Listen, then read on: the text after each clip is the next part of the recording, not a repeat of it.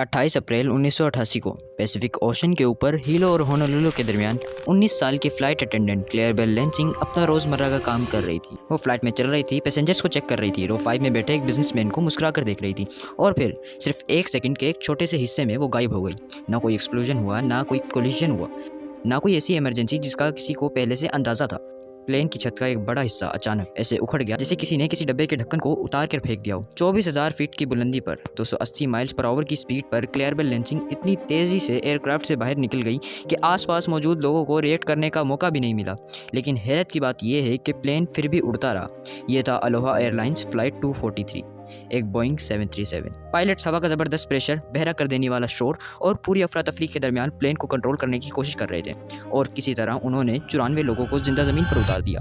सिर्फ एक शख्स की जान गई। फिजिक्स और प्रोबेबिलिटी के हिसाब से देखा जाए तो शायद 95 में से कोई भी नहीं बचता। लेकिन इस कहानी का सबसे हैरान करने वाला हिस्सा वो है जो ज़्यादा लोग नहीं जानते। हवाई के एक आम से थर्सडे की सुबह होने वाला ये वाक़या आज दुनिया भर में उड़ने वाले हर कमर्शियल एयरक्राफ्ट के सेफ्टी रूल्स को बदल गया। पिछले महीने जिस प्लेन में आपने सफ़र किया था या अगले हफ्ते जिस फ्लाइट की बुकिंग है, उन फ्लाइट्स को महफूज बनाने वाले कई रूल्स इसी वाक़ये के बाद बने और उन रूल्स की वजह से आज भी लाखों लोग महफूज सफ़र करते हैं। और इस सब की बुनियाद किसी हद तक क्लेयर बेल लैंसिंग के साथ होने वाले उस वाक़ये से जुड़ी हुई है। इस बात को समझने के लिए कि प्लेन की छत आखिर उतरी क्यों, हमें पहले ये समझना होगा कि 1988 में कमर्शियल एविएशन किस तरह काम करती थी। एयरलाइंस के पास एक कॉन्सेप्ट होता था जिसे डिज़ाइन लाइफ कहा जाता था। हर एयरक्राफ्ट को एक मुकर्रर हद तक प्रेशराइजेशन साइकिल्स बर्दाश्त करने के लिए सर्टिफाई किया जाता था। एक साइकिल का मतलब था एक टेक ऑफ और एक लैंडिंग, क्योंकि जब भी प्लेन ऊपर जाता है और फिर नीचे आता है, एयरक्राफ्ट का फ्यूज़लेज प्रेशर की वजह से हल्का सा फैलता और सिकुड़ता रहता है। मतलब मेटल बार बार स्ट्रेस बर्दाश्त करने से धीरे धीरे कमज़ोर होता है। इंजीनियर्स इस बात को जानते थे, इसलिए प्लेन्स को एक मुकर्रर नंबर ऑफ साइकिल्स के लिए डिज़ाइन किया जाता था। लेकिन यहाँ एक और हैरान करने वाली बात, ये प्लेन पहले इंस्पेक्ट किया जा चुका था, हाल ही में यूज़ एयरवर्दी डिक्लेयर किया गया था, सब अप्रूवल्स मिल चुकी थी और किसी को कोई प्रॉब्लम नज़र नहीं आई। लेकिन मसला ये नहीं था कि लोग देख नहीं रहे थे, मसला ये था कि वो गलत चीज़ ढूंढ रहे थे। 1988 के इंस्पेक्शन प्रोटोकॉल इस तरह डिज़ाइन किए गए कि अगर कहीं एक क्रैक हो तो उसे पकड़ा जा सके। एक क्रैक, एक अलग डिफेक्ट जिसे रिपेयर करके प्लेन को दोबारा सर्विस में भेजा जा सके। लेकिन अलोहा 243 में सिर्फ एक क्रैक नहीं था, उसमें हज़ारों क्रैक्स थे, बहुत छोटे, इतने छोटे कि इंसानी आंख उन्हें देख ही नहीं सकती थी। ये क्रैक्स उन रिवेट होल्स के आसपास फैल रहे थे जो प्लेन की आउटर स्किन को जोड़ कर रखते हैं। अकेले अकेले देखा जाए तो हर क्रैक लगभग बेज़रर था, लेकिन जब ये सब मिलकर काम करने लगे तो सूरत हाल बहुत ख़तरनाक हो गई। एविएशन की लैंग्वेज में इसे बाद में मल्टीपल साइड डैमेज कहा गया। और दिलचस्प बात ये थी कि इस फ्लाइट से पहले ये टर्म एविएशन सेफ्टी वोकैबुलरी का हिस्सा ही नहीं था। असल में प्लेन की स्किन अब मजबूती से जुड़ी हुई नहीं, वो सिर्फ इस इंतज़ार में थी कि कोई ट्रिगर आए और सब कुछ टूट जाए। और फिर 24,000 फीट की बुलंदी पर एक आम थर्सडे की सुबह वो ट्रिगर आ गया। जो कुछ हुआ 2 सेकंड से भी कम वक्त में हुआ। फर्स्ट क्लास केबिन के ऊपर पीछे वाला फ्यूसलेज का एक बड़ा हिस्सा प्लेन से अलग हो गया। डिकम्प्रेशन इतनी तेज़ी और इतनी शिद्दत से हुई, क्लेयर बेल लैंसिंग की आवाज़ कॉकपिट तक पहुंचने से पहले ही गायब हो चुकी थी। प्लेन का एक हिस्सा बिल्कुल खुला हो गया था। पैसेंजर्स पर हवा का प्रेशर इतना ज़्यादा था कि कई लोग अपनी सीट्स पर दब कर रह गए।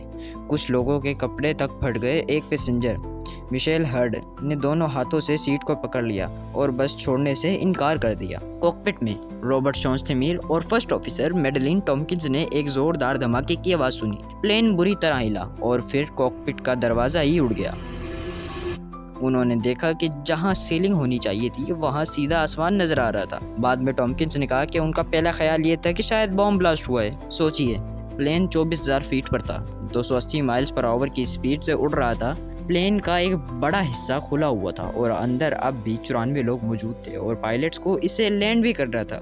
यहाँ से कहानी और भी ज़्यादा एक्स्ट्राऑर्डिनरी हो जाती है। क्रू ने कभी ऐसी सिचुएशन की ट्रेनिंग ही नहीं ली थी, किसी ने भी नहीं। किसी मैनुअल में ये प्रोसीजर मौजूद नहीं था कि अगर बोइंग 737 की 18 फीट छत उड़ जाए तो उसे कैसे लैंड करना है। कैप्टन शॉन्सथेमीर ने स्पीड कम की। कम्युनिकेशन मुश्किल थी क्योंकि शोर इतना ज़्यादा था कि बात सुनना ही मुश्किल था। उन्होंने इमरजेंसी डिक्लेयर की और फौरन मोई के करीबी एयरपोर्ट की तरफ डिसेंट शुरू कर दिया। प्लेन को कभी इस तरह उड़ने के लिए डिज़ाइन ही नहीं किया गया था। बोइंग का तमाम कैलकुलेशन ये मान कर की गई थी कि फ्यूज़लेज मुकम्मल होगा, लेकिन जब उसमें इतना बड़ा सुराख हो तो सब कुछ बदल जाता है। एरोडायनामिक्स प्रेशर डिस्ट्रीब्यूशन और हर स्ट्रक्चर जॉइंट पर आने वाला स्ट्रेस। इंजीनियरिंग के मुताबिक प्लेन का बाकी हिस्सा भी टूट जाना चाहिए था, लेकिन ऐसा नहीं हुआ। सिर्फ 13 मिनट बाद कैप्टन शॉन्सटेनमेयर ने प्लेन को मोई के एयरपोर्ट पर सेफ्टी लैंड करा दिया। सिर्फ 13 minute. Flight attendant Jain सेटो टोमिटा compression के वक्त फ्लोर पर गिर गई थी, लेकिन फिर भी वो पूरे कैबिन में रेंग कर पैसेंजर्स की मदद करती रही। उसे सीरियस इंजरीज हुई, लेकिन उसने काम करना नहीं छोड़ा। क्लेयरबेल लेंसिंग ही वो वाहिद शख्स थी जो जिंदा घर वापस नहीं जा सकी। बाकी 94 लोग चलते हुए या उठकर प्लेन से बाहर निकल गए जिंदा।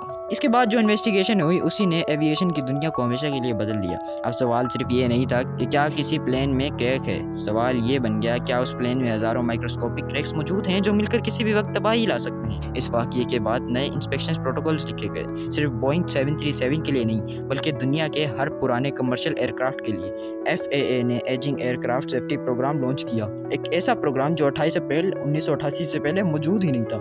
अब इंस्पेक्शन सिर्फ आंखों से देखने तक महदूद नहीं रही, नई टेक्नोलॉजीज यूज होने लगी, ultrasonic scanning, eddy current testing और दूसरे एडवांस मेथड जो वो डिफेक्ट्स भी पकड़ सकते थे जो इंसानी आंख कभी नहीं देख सकते। एयरक्राफ्ट रिटायरमेंट रूल्स दोबारा रिव्यू किए गए। बोइंग ने पूरी 737 फैमिली के इंस्पेक्शन गाइडलाइंस अपडेट किए। रिवर्ट होल्स कैसे ड्रिल होंगे, फ्यूसेलेज पैनल्स कैसे असेंबल होंगे, कौन सा मटेरियल यूज होगा, इन सब पर अलोहा 243 इन्वेस्टिगेशन का असर पड़ा।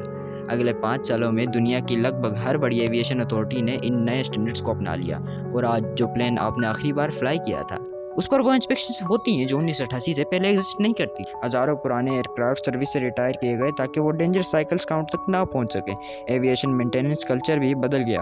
अब एयरवर्थी सिर्फ एक चेकबॉक्स नहीं रहा बल्कि एक लगातार पूछा जाने वाला एक सवाल बन गया। एक फ्लाइट, एक फटी हुई छत, एक औरत जो कभी घर वापस ना जा सकी और 94 लोग जो बच गए क्योंकि 2 पायलट्स ने उस चीज़ को मुमकिन बना दिया जिसके लिए उन्हें कभी ट्रेन ही नहीं किया गया था। क्लेयरबेल लेंसिंग कभी भी ये नहीं देख सकी कि उसकी मौत ने क्या बदला। वो कभी ये नहीं जान सकी कि उस फ्लाइट के बाद लिखे गए इंस्पेक्शन रूल्स ने शायद हज़ारों लोगों की जान बचाई। एविएशन अपनी सबसे बड़ी गलतियों से सीखता है और अलोहा 243 का सबक आज हर जेट के अंदर मौजूद है। इंस्पेक्शन रिकॉर्ड्स में, ट्रेनिंग मैनुअल्स में, रिटायरमेंट शेड्यूल्स में और उन माइक्रोस्कोपिक स्ट्रक्चरल स्कैन में जो हर रोज़ फुट पर एक प्लेन की छत उड़ गई थी। और क्योंकि इन्वेस्टिगेशन ने सिर्फ एक अजीब एक्सीडेंट समझकर इग्नोर नहीं किया बल्कि ये पूछा कि आखिर ये क्यों हुआ, इसलिए आज एविएशन की हिस्ट्री में आप जिस प्लेन में सफ़र करते हैं उसकी पहले से ज़्यादा महफूज है। अगर आपको ये वीडियो अच्छी लगी तो हमारे चैनल को सब्सक्राइब करना ना भूलें।